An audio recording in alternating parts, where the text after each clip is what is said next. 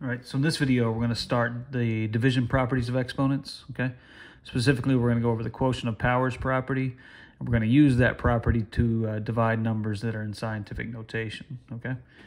As I've done for the last few videos, these simplifying exponential expressions, okay? Remember these rules, okay? We've gone over these for several days now, so hopefully you remember those. If you need to, pause the video here and read that. That's fantastic, okay? So the quotient of powers property, the quotient of two non-zero powers, okay, that have the same base, okay, we're still dealing with the same base just like we were with the multiplication properties, okay. The quotient of those two is going to be equal to that same base raised to the difference of the exponents, okay. So in this case, we're going to subtract those exponents. So notice my base is the same, 8, okay, they're both raised to a power, 8 to the 5th and 8 to the 3rd. So I'm going to subtract those exponents. Exponent in the numerator minus the exponent in the denominator, which gives me 8 squared, okay, which we know to be 64. I don't need to put that here, all right? Variable expressions work just the same.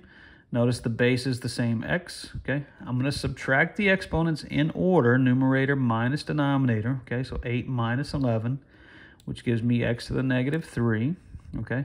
And remember, I can't have negative exponents, so I need to clear that up. That's why my answer is 1 over x to the 3rd, okay? So we've got 4 examples. I kind of want to get through these pretty quick here so you guys can get to work. But again, notice I have the same base, okay? So I'm going to subtract those exponents.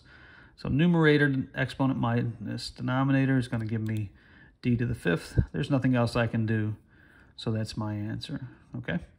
In 2, I've got 2 different variables, r and s. So I want to treat the r's together. So I'm going to subtract those exponents, 4 minus 4. Okay, then I'm going to have the s's. It's numerator, negative 12, minus denominator exponent, 5. Okay, r to the 4 minus 4 simplifies to r to the 0, which we should remember to be 1 right now. And s is going to be to the negative 17th power. Okay, so when I clean this up, again, r to the 0 is 1. I can't have the negative exponent. I have to move it to the denominator to make that exponent positive. So my answer is 1 over s to the 17th, okay? In number 3, we've got a property we just learned yesterday, okay?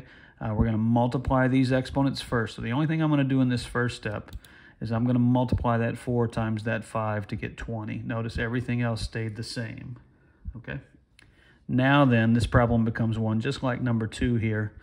I've got my base m, I've got my base n, and I'm going to subtract the exponents that go along with that, okay? So it's going to be m to the 20 minus 2 times n to the 6 minus 3. Both these exponents are going to be positive, so my answer then will be m to the 18th times n to the 3rd.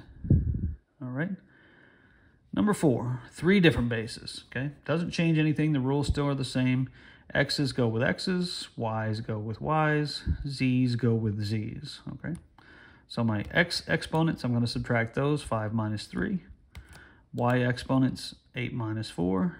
And z exponents, 2 minus 5. Okay? When I simplify, my x's are going to be to the 2nd power, y's to the 4th power, and z's to the negative 3rd power. Okay? Remember, can't have negative exponents. Have to move this term down to the bottom of the expression, down to the denominator. X squared and y to the 4th are going to stay in the numerator. So my answer is x squared times y to the 4th over z cubed. Okay?